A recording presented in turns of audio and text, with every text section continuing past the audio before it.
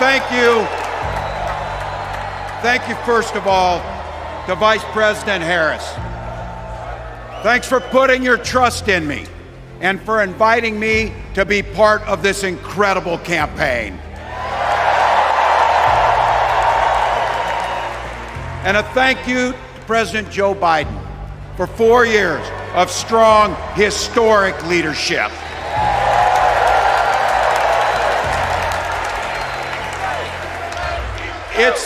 It's the honor of my life to accept your nomination for Vice President of the United States.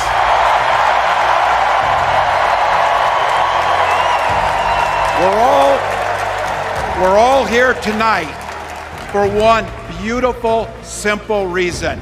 We love this country. So thank you to all of you here in Chicago and all of you watching at home tonight. Thank you for your passion. Thank you for your determination. And most of all, thank you for bringing the joy to this fight.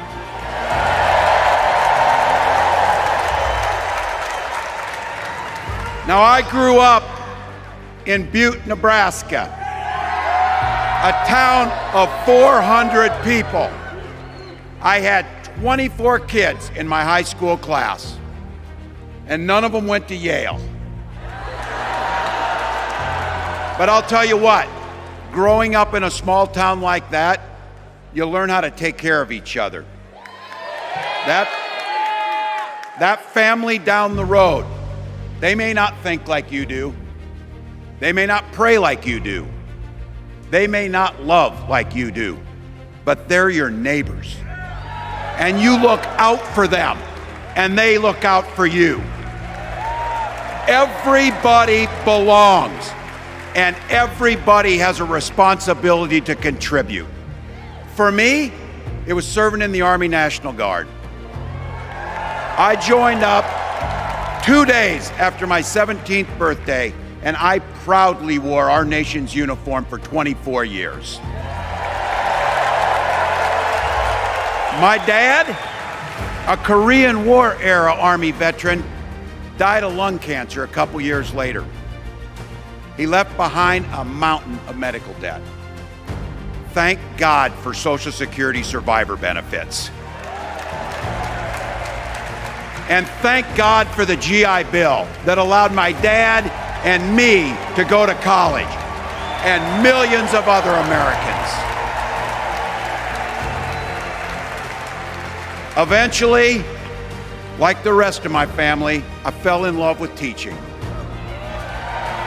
Three out of 4 of us married teachers. I wound up teaching social studies and coaching football at Mankato West High School. Go Scarlets! We ran a 44 defense. We played through to the whistle on every single play, and we even won a state championship. Never closed the yearbook, people. But it was those players and my students who inspired me to run for Congress. They saw in me what I had hoped to instill in them, a commitment to the common good, an understanding that we're all in this together, and the belief that a single person can make a real difference for their neighbors. So there I was, a 40-something high school teacher with little kids, 0 political experience, and no money, running in a deep red district. But you know what? Never underestimate a public school teacher. Never.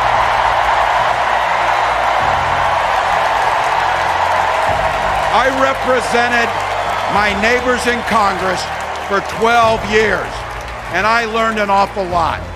I learned how to work across the aisle on issues like growing the rural economies and taking care of veterans. And I learned how to compromise without compromising my values. Then I came back to serve as governor, and we got right to work, making a difference in our neighbors' lives. We cut taxes for the middle class. We passed paid family and medical leave. We invested in fighting crime and affordable housing. We cut the cost of prescription drugs and helped people escape the kind of medical debt that nearly sank my family. And we made sure that every kid in our state gets breakfast and lunch every day. So while other states were banning books from their schools, we were banishing hunger from ours.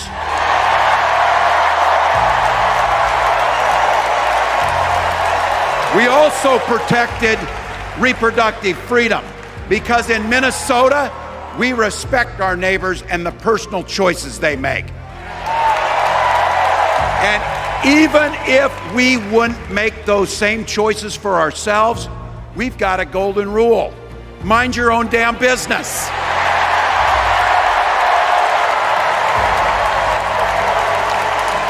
And that includes IVF and fertility treatments. And this is personal for Gwen and I. If you've never experienced the hell that is infertility, I guarantee you know somebody who has. And I can remember praying each night for a phone call. The pit in your stomach when the phone would ring, and the absolute agony when we heard the treatments hadn't worked. It took Gwen and I years, but we had access to fertility treatments. And when our daughter was born, we named her Hope. Hope, Gus, and Gwen, you are my entire world, and I love you.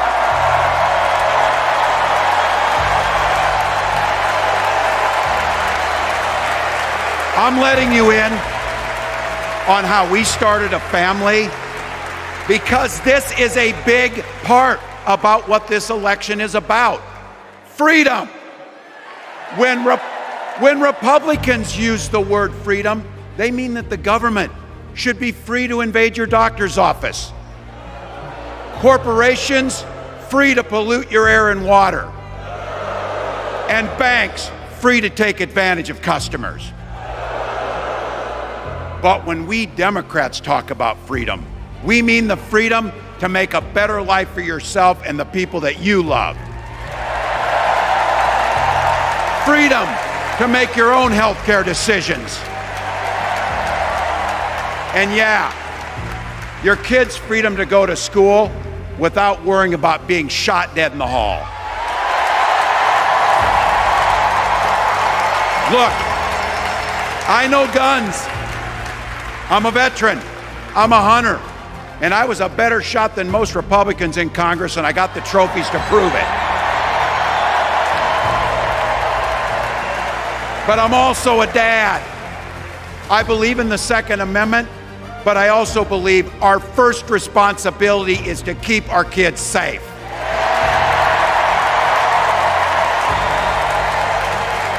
That's what this is all about. The responsibility we have to our kids, to each other, and to the future that we're building together, in which everyone is free to build the kind of life they want. But not everyone has that same sense of responsibility. Some folks just don't understand what it takes to be a good neighbor. Take Donald Trump and J.D. Vance. Their Project 2025 will make things much, much harder for people who are just trying to live their lives. They spent a lot of time pretending they know nothing about this. But look, I coached high school football long enough to know, and trust me on this, when somebody takes the time to draw up a playbook, they're going to use it.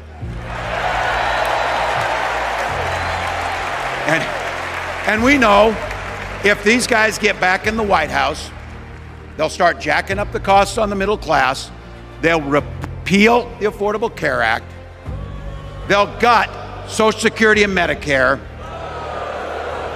and they will ban abortion across this country with or without Congress.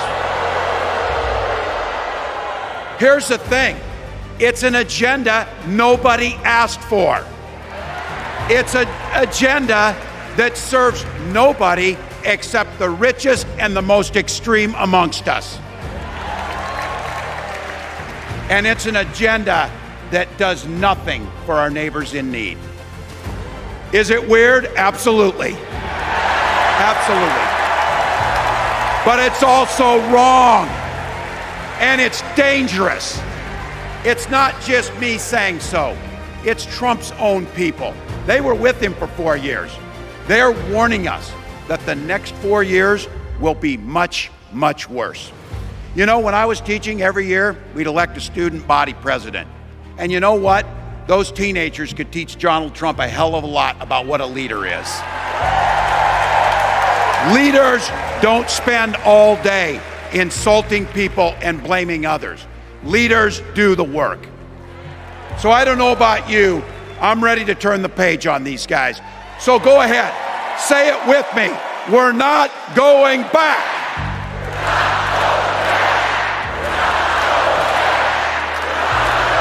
We've got something better to offer the American people. It starts with our candidate, Kamala Harris. From her first day as a prosecutor, as a district attorney, as an attorney general, as a United States senator, and then our vice president, she's fought on the side of the American people. She's taken on the predators and fraudsters. She's taken down the transnational gangs, and she stood up to powerful corporate interests. She has never hesitated to reach across that aisle if it meant improving your lives. And she's always done it with energy, with passion, and with joy. Folks, we've got a chance to make Kamala Harris the next president of the United States.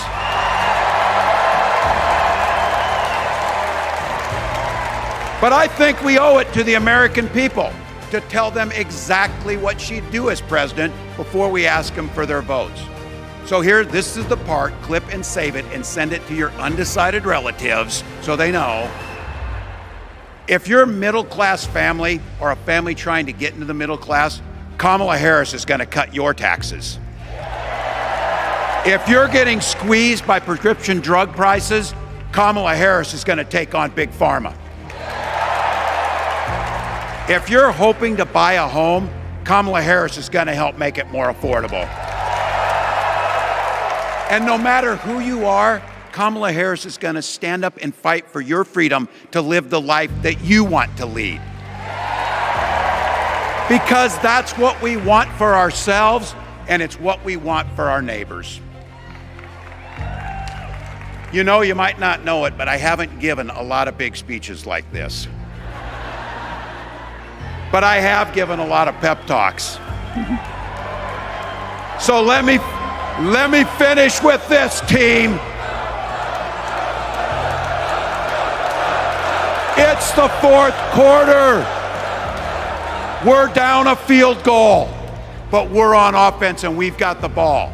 We're driving down the field. And boy, do we have the right team. Kamala Harris is tough. Kamala Harris is experienced, and Kamala Harris is ready. Our job for everyone watching is to get in the trenches and do the blocking and tackling. 1 inch at a time, 1 yard at a time, 1 phone call at a time, 1 door knock at a time, 1 $5 donation at a time. Look, we got 76 days. That's nothing. There'll be time to sleep when you're dead. We're going to leave it on the field. That's how we'll keep moving forward. That's how we'll turn the page on Donald Trump. That's how we'll build a country where workers come first. Healthcare and housing are human rights. And the government stays the hell out of your bedroom.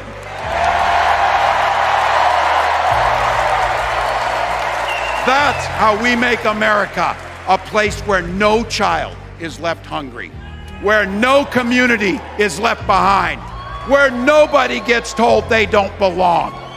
That's how we're gonna fight. And as the next president of the United States always says, when we fight, when we fight, when we fight, thank you. God bless.